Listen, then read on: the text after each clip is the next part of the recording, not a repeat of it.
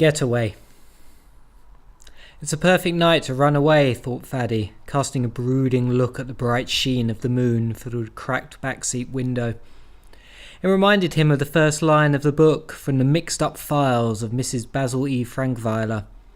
Claudia knew she could never pull off the old-fashioned kind of running away. Faddy was only halfway through the first chapter, so he didn't know how successful Claudia had been in her getaway, old-fashioned or not, but he sure hoped that his family would be. If they weren't, they were going to be in an awful lot of trouble. Under the protective cover of darkness, a taxi he and his family were travelling in swerved around a bombed-out Soviet tank and exited the pockmarked highway. They needed to avoid the checkpoint set up by the black-turbaned men on the main road. With the headlights turned off, the car careened over the rocky plain, rattling the passengers' teeth. Faddy pressed his nose against the cold glass, peering across the desolate landscape. His reflection flashed back, revealing a thin face with an unruly dark hair escaping from beneath a traditional beaded cap. His nose sloped slightly to the left, evidence that he'd broken it once. He held his breath when the driver nearly hit a tree stump while ploughing through a parched wheat field. Another mile and they'd arrived at the outskirts of the sprawling city of Jalalabad, in the eastern province of Afghanistan. The driver slowed, weaving his way through narrow alleys towards the crumbling buildings that rose in the distance. They bypassed quiet residential neighbourhoods and a shuttered local vegetable market. Finally, the brakes squeaked in protest and the taxi came to a lurching halt alongside a row of deserted warehouses. The concrete walls were riddled with bullet holes and grenade blasts. "Is this it?" asked Faddy's father, leaning forward in the front seat. "Yes, Habib. We're on the corner of Jalalabad Road and Turi Street," replied the driver. Habib peered at the corner, his lips compressed in a tight line. "As a boy, I remember coming here with my father," added the driver with a heavy sigh. "For generations, the merchants here created beautiful handcraft paper." Faddy took in the desolate junction, trying to imagine bustling streets, shops overflowing with stacks of gleaming paper, and customers haggling over prices. "All right then," said Habib, his voice quavering for a moment. "Let's go." "Come on, Faddy, snap out of it," whispered Noor, Faddy's older sister. She pushed open the door and stepped out first, followed gingerly by their mother. "Zafuna," said Habib, turning to his wife, "are you all right?" "Yes," said Zafuna, her voice a thin whisper. Noor took her mother's elbow and gently propelled her forward to the edge of the road. Faddy emerged next, keeping a protective hand on his younger sister Mariam, who slid out behind him. The faint moonlight provided just enough light to help guide them into the sheltered doorstep of a shuttered tea shop nearby. Noor and Faddy's mother stood enveloped in burqas, two smudges of light blue against the drab grey walls. Faddy glanced back and saw his father push a wad of cash towards the frail, white-haired taxi driver, who shook his head. After a heated, whispered discussion, the driver finally pocketed the money and opened the trunk so that Habib could pull out their meagre belongings. Faddy eyed the two scuffed suitcases. Most of what they owned, the plush carpets, the colour television, video player, radios, jewellery, fine china, toys, clothes, and even his mother's beloved books, had been sold on the black market or used as bribes to get their paperwork and passports in order. "Salam alaikum and good luck, Habib," whispered the driver. His eyes glanced nervously over the deserted, dusty streets. "Walaikum assalam, Professor Sahib, and thank you for risking your life to bring us here," replied Faddy's father with a grim smile. "How could I not?" replied the driver. "You were my best student in the Kabul University," he added, cracking a tired smile. "That was a long, long time ago," said Habib, giving the man a fierce parting hug.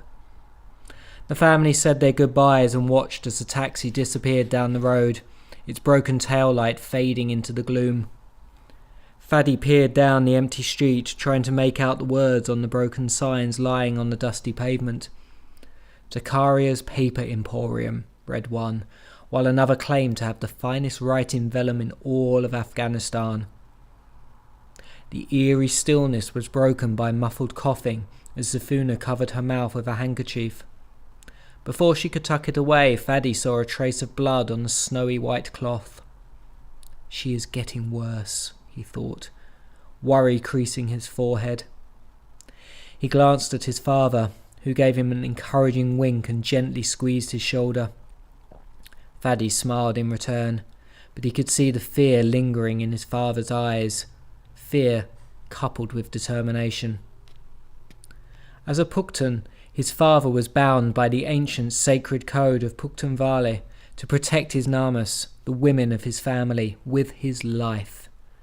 With a shiver, Fadi recalled the moment nearly 6 months before, when his father had revealed the plan. It was a blustery day in January as the family sat together at breakfast trying to keep warm under layers of clothing. Fadi's mother set down a plate of old bread she'd reheated, along with chunks of white cheese, a rare treat. "Ooh," said Mariam. Her hazel eyes sparkled as her fork inched closer to the plate. "Something to go with boring old bread. Come to me, my yummy in the bummy tummy."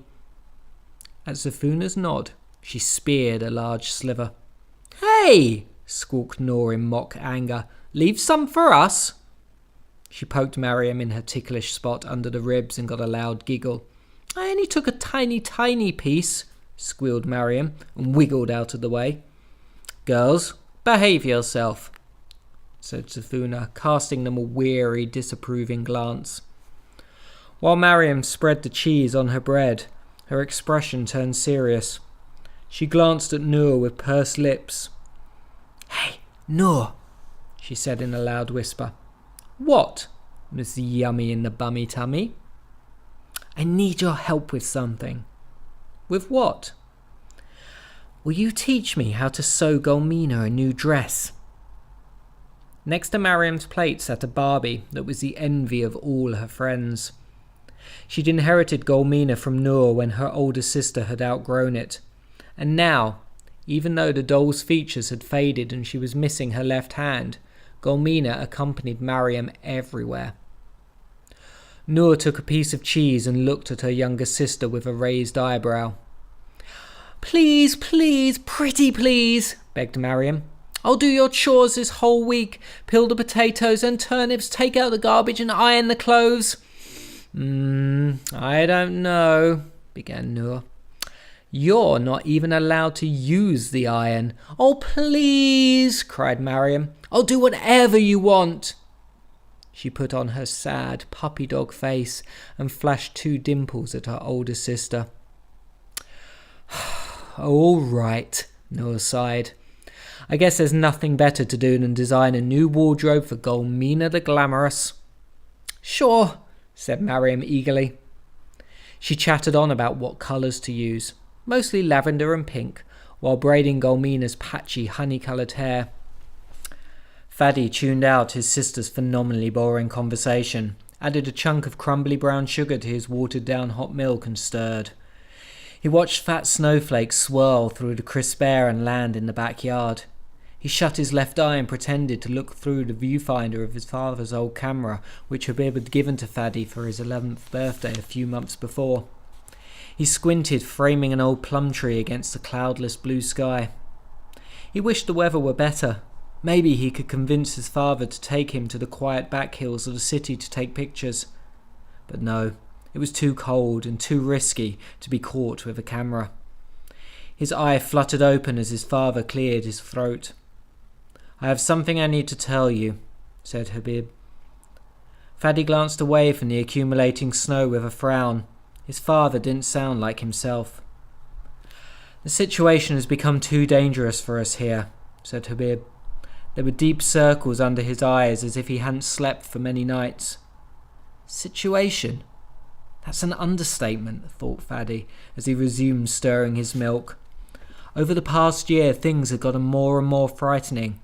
Even going out for bread could get you into all sorts of trouble. "And so it's set. We are leaving," announced Habib, looking around the table. "Leaving?" Fadi mumbled. blinking slowly like a confused owl. "What?" said Noor, as her fork dropped with a loud clang. Zafuna sat calmly. It was as if she'd been expecting the news. "Father, what do you mean we're leaving?" asked Noor. Even Mariam, who'd been busy scraping out the last of the honey from a metal tin, paused to stare at her father. "Why are we leaving?" she asked, her brows knitted in confusion. "Your mother needs better medical care," said Habib. Fadi glanced at his mother's pale face. She sat shivering cold despite wearing 2 sweaters, one of Habib's old coats and a shawl. She'd caught a cold at the beginning of winter and it had gotten worse. The few doctors left in Kabul didn't have the right equipment to diagnose what was ailing her or the right medication to make her better. She'd taken a turn for a worse the week before when they'd buried her mother, Fadi's grandmother, in the cold, hard ground next to her husband. "It's because of them, isn't it?" said Mariam, her eyes wise beyond her 6 years. They all knew who she meant. Them. The Taliban. "Yes, Jan," Habib sighed, reaching across the table to ruffle Mariam's fine reddish-brown hair. "The Taliban have made it very difficult for us here." Zafuna cradled her steaming cup in her hands. "It had to come to this," she murmured, muffling a cough. "You were right, Zafuna Jan," Habib said with a deep sigh. "We shouldn't have come back." "You only had the best intentions for the country, for the people," said Zafuna. She patted her husband's hand. Her face was laced with sadness and a trace of pity. Mariam frowned, looking from one parent to the other. "What do you mean we shouldn't have come back?" "Mariam," said Zafuna, giving her youngest daughter a resigned look. "Remember I told you we used to live in America?" Mariam nodded. "Father went to university there to get his PH something?" Noor wrinkled her nose. "PhD, silly. Doctor of Philosophy in Agriculture." "Yeah, PhD," said Mariam, grimacing at Noor's know-it-allness. "You were born in America, in Wisconsin," added Noor. "But why did we come back to Afghanistan then?" asked Mariam, her sticky fingers drumming against the table, the honey tin forgotten. "Father and Mother wanted to help the people in Afghanistan," said Fadi, trying to shut her up. He wanted to know more about how they were going to leave. "And you did help them, right?" prodded Mariam. Zafuna's lips tightened at her impertinence, but she stayed silent. Fadi rolled his eyes. Mariam somehow managed to get away with everything. "Yes, Jan," explained Habib, as if he were trying to remember it all himself. "When we returned to Afghanistan, the Taliban asked me to help get rid of the country's vast poppy fields that were used to make drugs." Fadi had heard all this before, how Afghanistan had become the world's largest producer of opium, and about how the heroin derived from the poppies was ruining the country. Mariam nodded uncomfortably. She had seen the thin, ragged drug addicts huddled on street corners begging for scraps. "Slowly, I convinced the farmers to destroy their poppy plants and start growing food for the hungry people," said Habib. "Your father worked very hard," interrupted Zafuna, "but things didn't work out as we hoped." Fadi looked at his father's defeated expression with growing apprehension. His father had always been optimistic, even during the most difficult times. "But if the Taliban did such a good thing, why are they bad now?" asked Mariam. "Mariam," said Zafuna, her tone full of warning. "It's all right," said Habib, holding up a weary hand. He turned to Mariam, his expression solemn. "It's human nature, Mariam Jan. Whenever someone is handed lots of power, they have the tendency to abuse it. The Taliban was a group of young religious students. When they first came to power, they brought about peace and order to the country. But with time, their strict interpretation of Islam began suppressing the people they'd helped free.